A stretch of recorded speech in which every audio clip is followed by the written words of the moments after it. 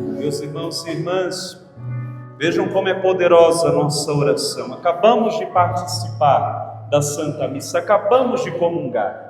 Estamos cheios da presença de Jesus. Não faz nem 5 minutos direito que comungamos. Então, se estamos com a presença de Jesus, estamos cheios do Espírito Santo. Por isso, traga as mãos sobre o seu coração. Vamos cantar novamente. Espírito, enche a minha vida. Enche a minha vida, Espírito,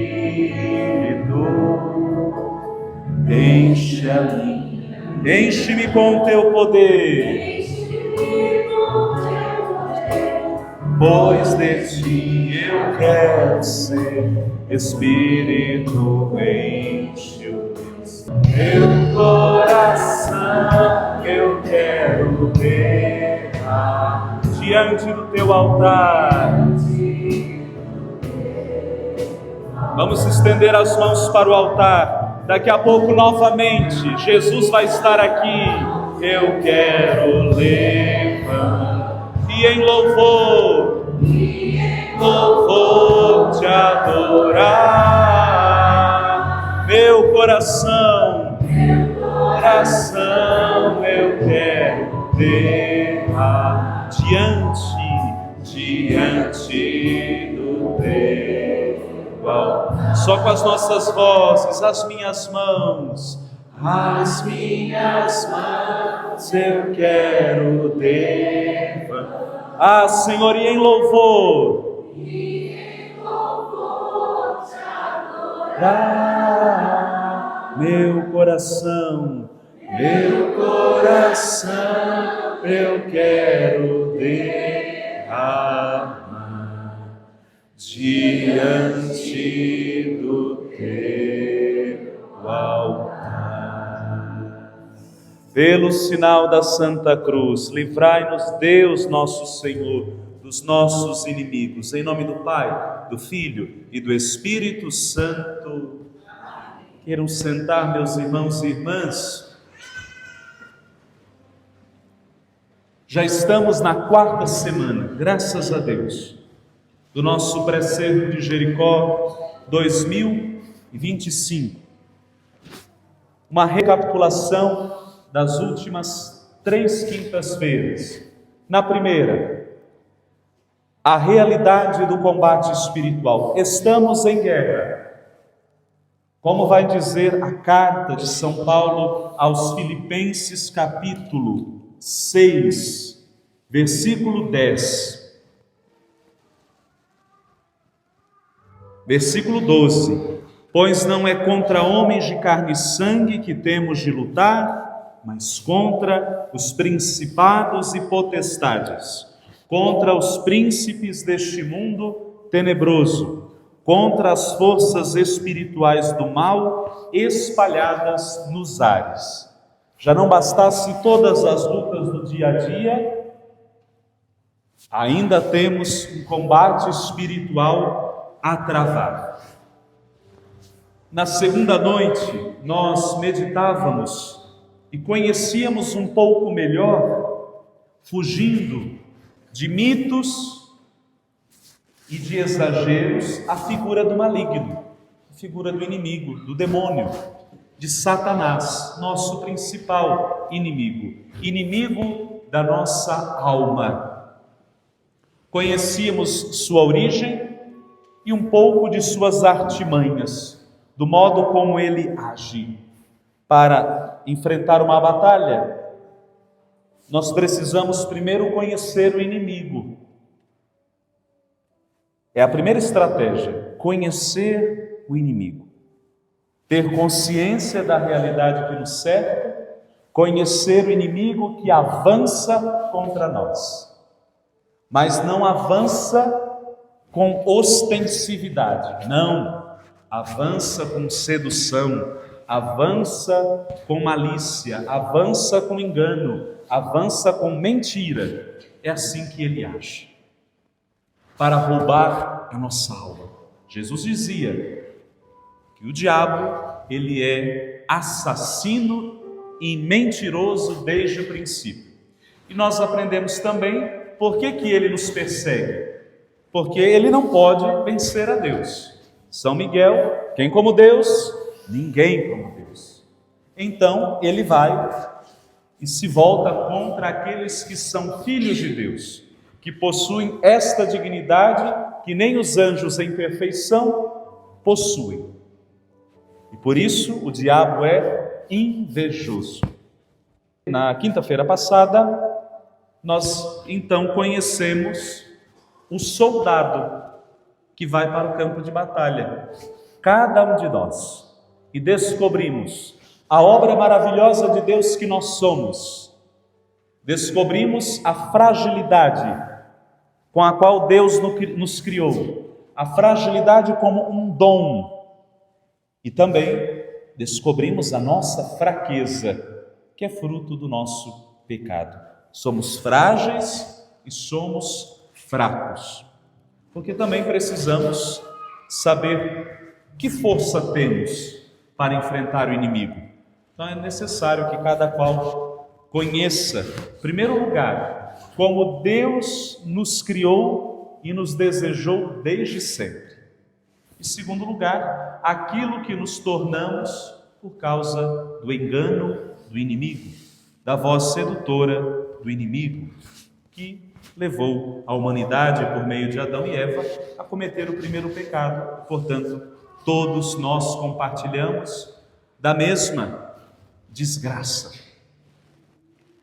Muito bem, e hoje? Estratégia espiritual para vencer o inimigo com a armadura de Deus, que é a armadura do cristão. Esta pregação será em duas partes. Hoje renderam 6 folhas, está tudo aqui, 2 livros mais a Bíblia. Então, por isso, eu vou fazer metade hoje, metade na quinta-feira que vem. Vai ser a prestação. Muito bem. Quem trouxe a sua Bíblia pode abrir em Filipenses, capítulo 6, versículos de 10 a 18. Mas antes do texto bíblico, gostaria de ler um trecho deste livro que nos fala justamente sobre o tema da armadura do cristão como introdução. É hora de aprendermos como enfrentar o inimigo. E saibam, como eu já disse, o enfrentamento ao inimigo nunca será frontal, até porque ele não age de maneira frontal. O inimigo se camufla, não é de frente que vem. E aliás, ele não se identifica como inimigo. Em primeiro lugar, antes de mais nada, vamos considerar um ponto muito importante. Se numa batalha sabemos que o inimigo é mais inteligente, mais bem preparado e mais experiente do que nós, devemos nos preparar bem. E nós sabemos que ele é mais inteligente, mais preparado, mais experiente. Assim acontece nas batalhas humanas e também nas espirituais.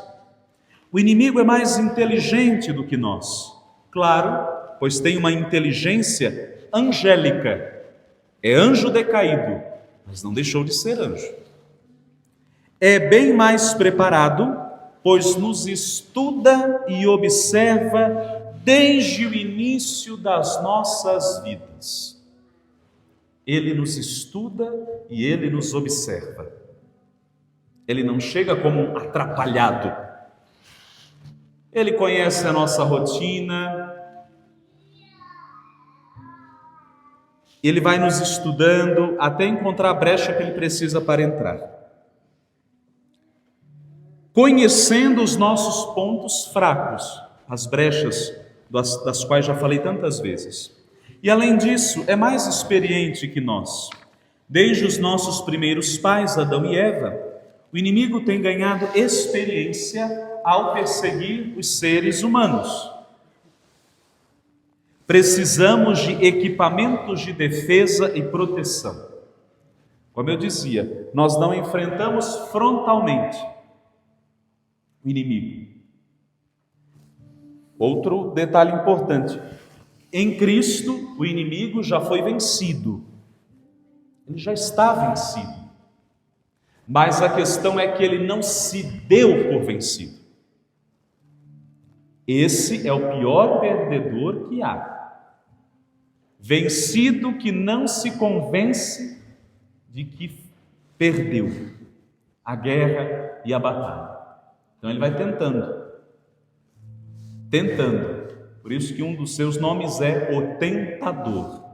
Para isso, vamos seguir os passos de São Paulo, como ele nos ensina na carta aos Efésios, capítulo 6, que diz o seguinte: finalmente, irmãos, muito interessante, se vocês puderem, leiam toda a carta, não é Filipenses, Efésios 6, de 10 a 18.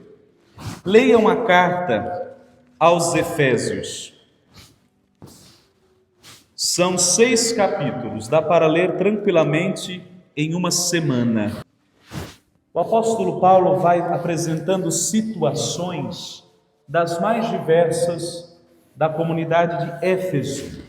Situações humanas, situações de relacionamento matrimonial, como por exemplo, se eu não me engano, o capítulo 5. Isso mesmo, capítulo 5, vai falar do relacionamento matrimonial, vai falar da nossa conduta, vai falar da unidade da igreja, diversos aspectos, sejam humanos, sejam eclesiais, e vai terminar dizendo, olha, com esse finalmente, além de tudo que acontece na casa de vocês, na comunidade de vocês, tem uma luta, um combate, uma guerra sendo travada no céu. Por isso, finalmente, irmãos, porque este combate, esta luta que está sendo travada nos céus, tem incidência e influência direta sobre nós. Finalmente, irmãos, fortalecei-vos no Senhor, pelo seu soberano poder, revesti-vos da armadura de Deus, para que possais resistir às ciladas do demônio, pois não é contra homens de carne e sangue que temos de lutar, mas contra os principados e potestades, contra os príncipes deste mundo tenebroso, contra as forças espirituais do mal espalhadas nos ares. Vejam, o apóstolo Paulo, em 3 versículos, faz uma introdução agora à armadura do cristão. Quais componentes formam esta armadura? Tomai, portanto, a armadura de Deus, para que possais resistir nos dias maus, e manter-vos inabaláveis no cumprimento do vosso dever. Ficai alerta, a cintura cingidos com a verdade, o corpo vestido com a couraça da justiça e os pés calçados de prontidão para anunciar o evangelho da paz. Sobretudo, embraçai o escudo da fé, com que possais apagar todos os dardos inflamados do maligno.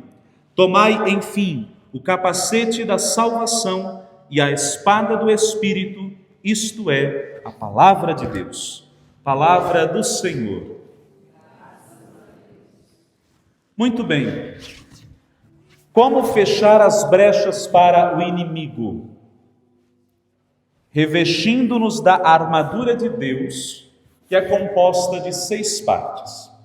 Vejam, a armadura aqui não se trata de uma roupagem eventual. A luta é todos os dias.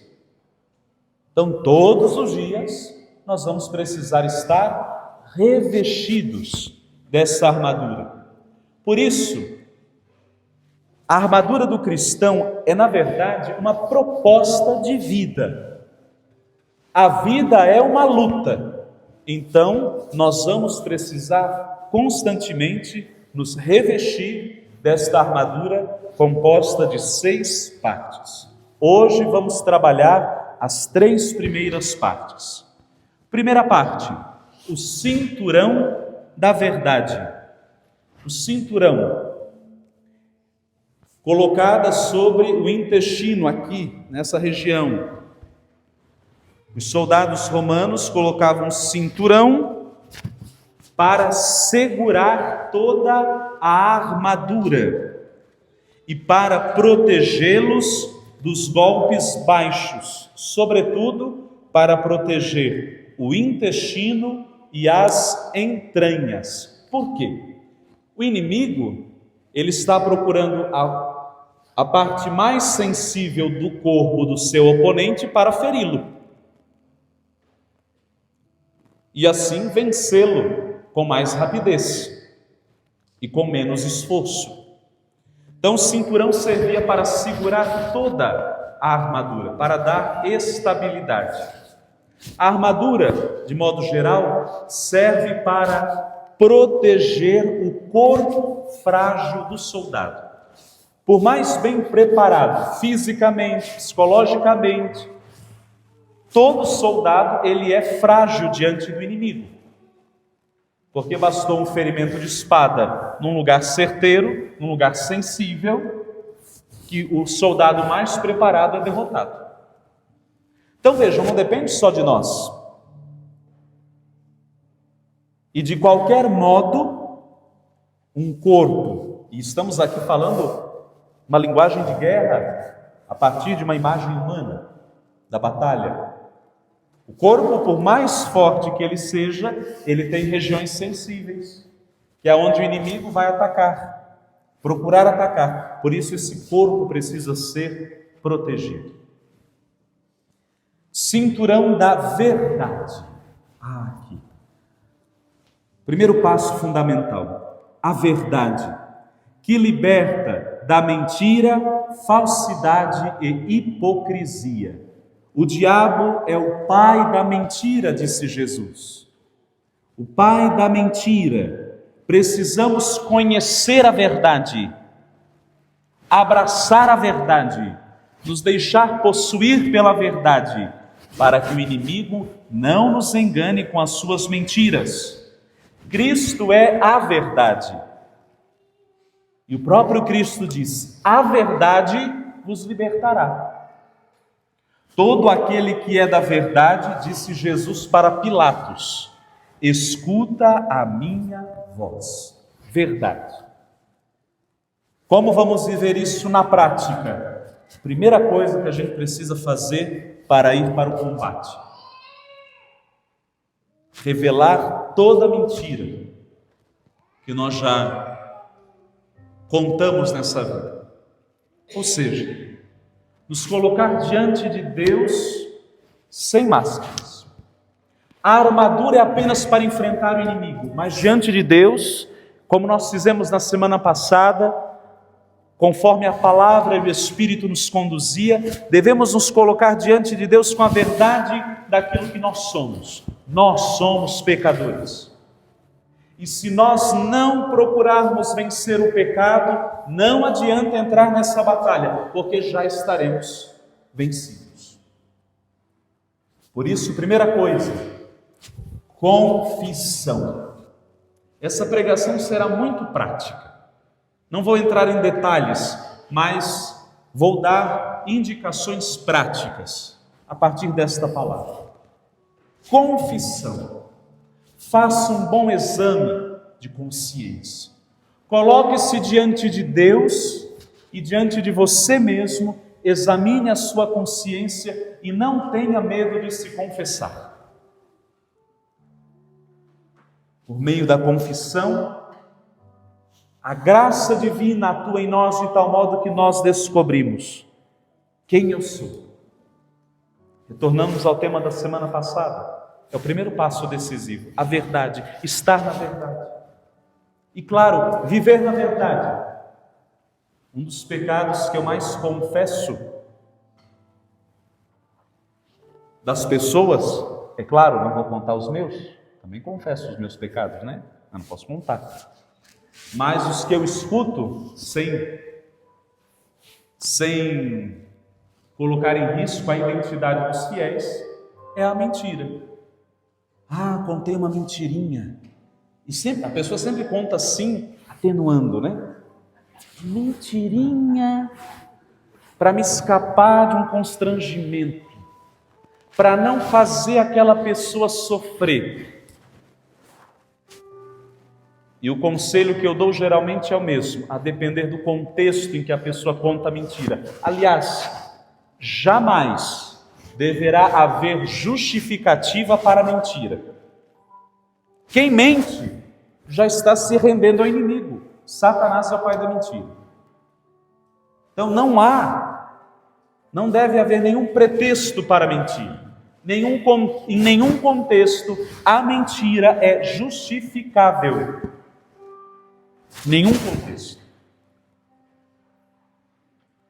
Por mais que você tenha a intenção de não ferir, de não magoar e de não constranger a pessoa, o Senhor ensinou, a verdade vos libertará. É claro que a verdade precisa estar acompanhada da caridade.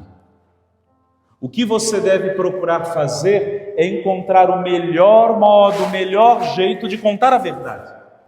A verdade, ela não pode ser contada com aspereza, senão ela gera revolta e repulsa.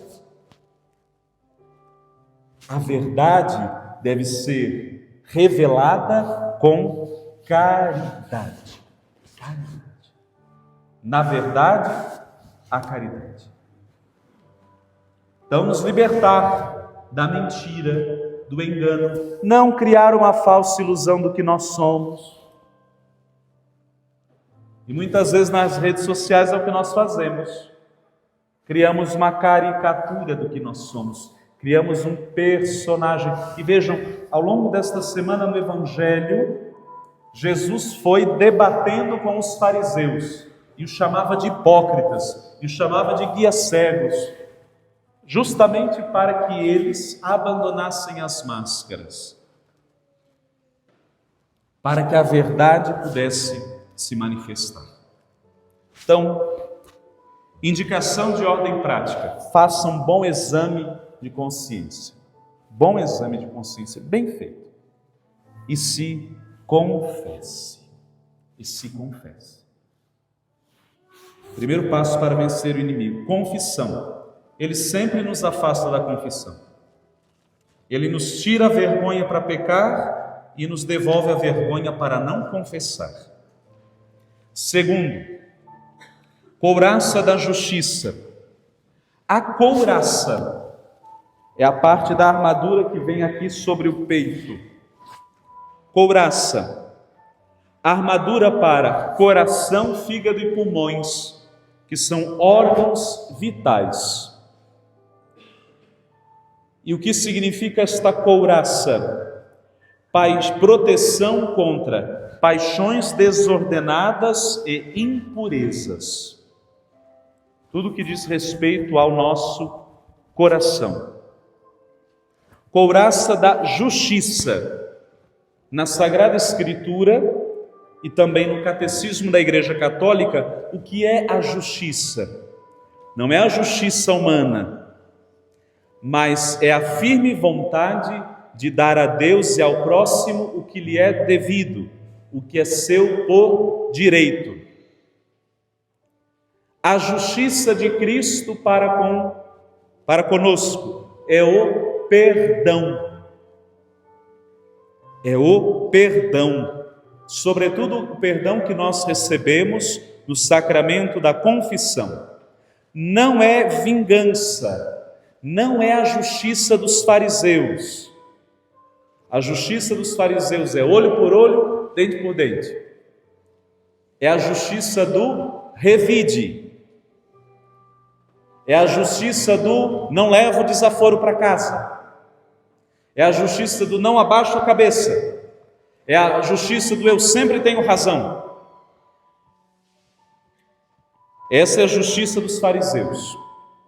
E Jesus vai dizer aos discípulos: se a vossa justiça não for superior à dos fariseus, no reino dos céus não podereis entrar.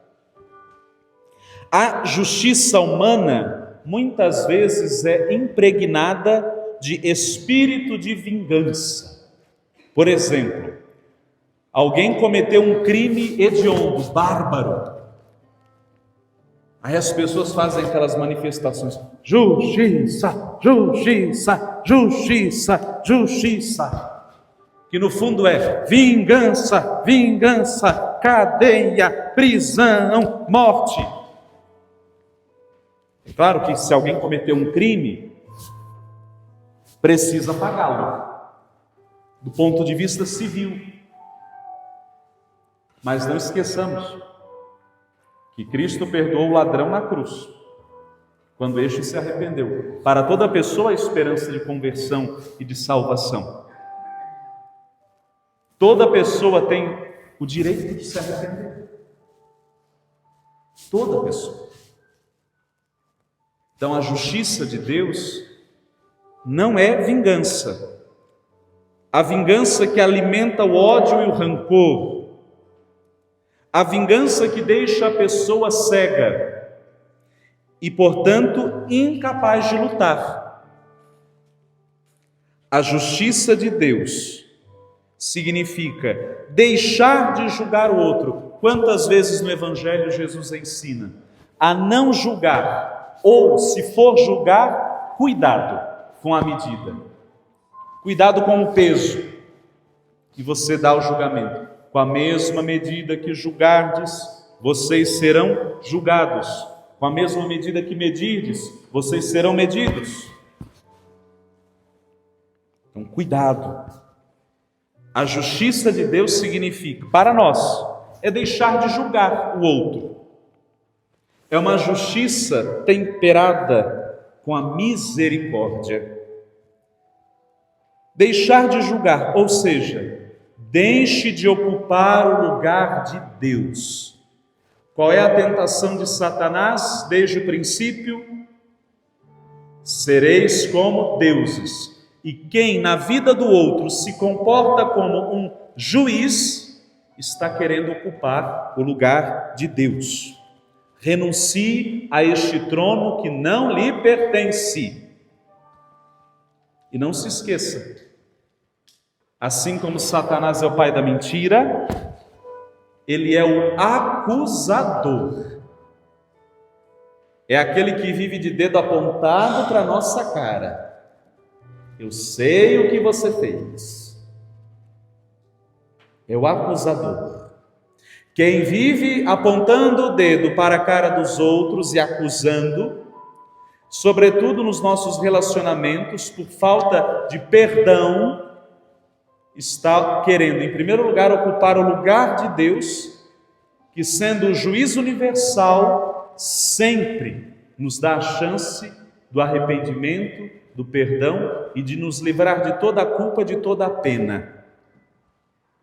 Então não queira ocupar o lugar de Deus, um lugar que Deus ocupa com misericórdia, e muitas vezes nós com sangue nos olhos. Couraça da justiça. Terceiro, calçado do Evangelho da Paz. Calçado. Qual é o critério para escolher um calçado? As mulheres vão dizer que seja bonito, salto 15. Experimentem para uma batalha assim, né? Serve para uma festa, não para uma batalha. Salto 15 para ir na festa, mas durante o dia é moleca, é tênis, é sapatilha. Ou seja, qual é o critério realmente para escolher um calçado? Mais do que a beleza é o conforto. Os nossos pés são frágeis. E os nossos pés, eles têm a nobre e difícil missão de sustentar o corpo inteiro. e geralmente são os menos valorizados. E é tão interessante que o último gesto de Jesus, antes de sua morte, é lavar os pés. É o mais maltratado, é o mais rejeitado, principalmente se for pé de homem. Pense um pé feio, maltratado, rejeitado, não é? Homem lava bem aqui, aqui, aqui, e o pé é a água que desce para lavar. E pronto, está limpo. O apóstolo Paulo diz: calçar o evangelho da paz. Ou seja, o pé tem uma função muito importante.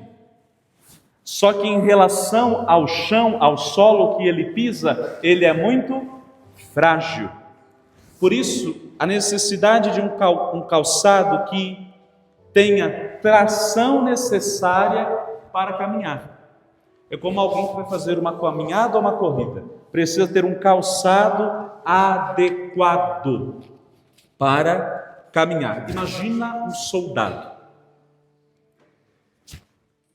Para se manter firme e em pé. Na Sagrada Escritura, como na cultura em que os evangelhos, as cartas de Paulo, de Pedro, de João foram escritos, naquela cultura, os únicos que andavam descalços eram os escravos. Por quê? Isso foi uma descoberta que eu fiz hoje. Para dificultar a fuga. Para dificultar a fuga. Imagina correr em um terreno arenoso, pedregoso. Para dificultar a fuga. Ou seja, o calçado é um símbolo da liberdade dos filhos de Deus. Lembram da parábola do filho pródigo? Entre as indumentárias que o pai pede para o filho, que voltou para casa como que um escravo esfarrapado, tragam sandálias. Coloquem sandálias nos pés deste meu filho, porque ele não é escravo, ele é filho. Então a sandália é o símbolo da liberdade, da dignidade. E o que significa calçar o calçado do Evangelho da paz? Em primeiro lugar, seguir os passos do Senhor. Em segundo lugar, enfrentar os obstáculos no caminho. O seguimento de Jesus não é fácil. Não é fácil. Viver, em primeiro lugar, e anunciar o Evangelho. Evitar intrigas e conflitos. Por isso o apóstolo diz: o Evangelho da paz. Há muita gente atualmente lendo um Evangelho que foi escrito pela sua própria cabeça. Um Evangelho de ódio, de rancor, de ressentimento. Não, o nosso Evangelho é o Evangelho da paz. Estar em paz não significa estar ausente de conflitos, de problemas, de desafios, de lutas. Não. Estar em paz significa viver reconciliado com Deus. Por isso o apóstolo Paulo vai dizer: Cristo é a nossa paz. Cristo é a nossa paz. Porque por meio de Cristo nós vivemos reconciliados com o Pai, reconciliados com Deus. Ele é a nossa paz. Porque na paz está o perdão. O perdão. E viver em paz com os outros. Viver reconciliados com os outros. Buscar a unidade da paz. E há um salmo que diz: a paz é fruto da justiça. Justiça, como nós vimos anteriormente, significa dar a Deus e dar ao próximo aquilo que é seu por direito. Dar a Deus o louvor e dar ao próximo sempre a oportunidade do perdão para viver em paz. O Evangelho da paz.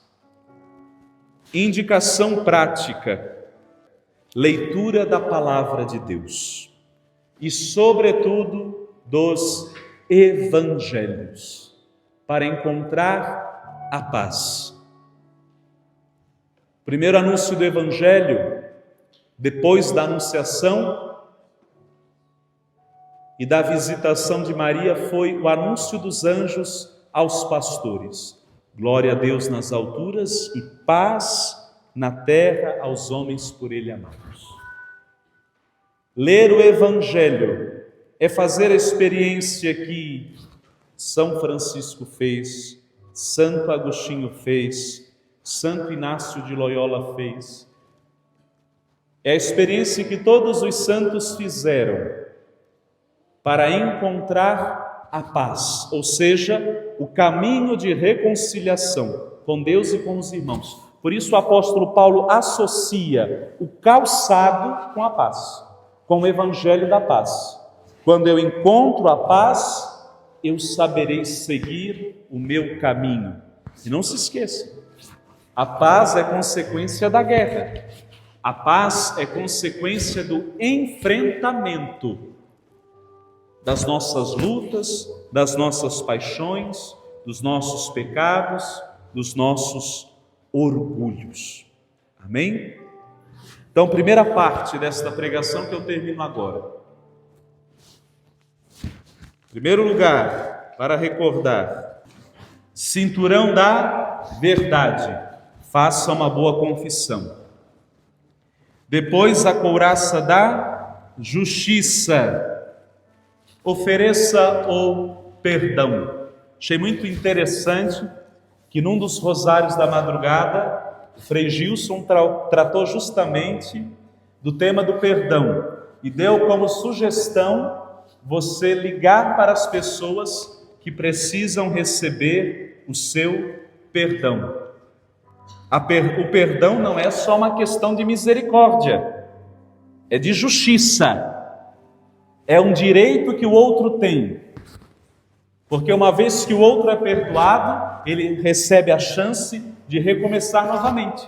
Ele é libertado de sua culpa, ele é desacorrentado de sua culpa, para tentar novamente.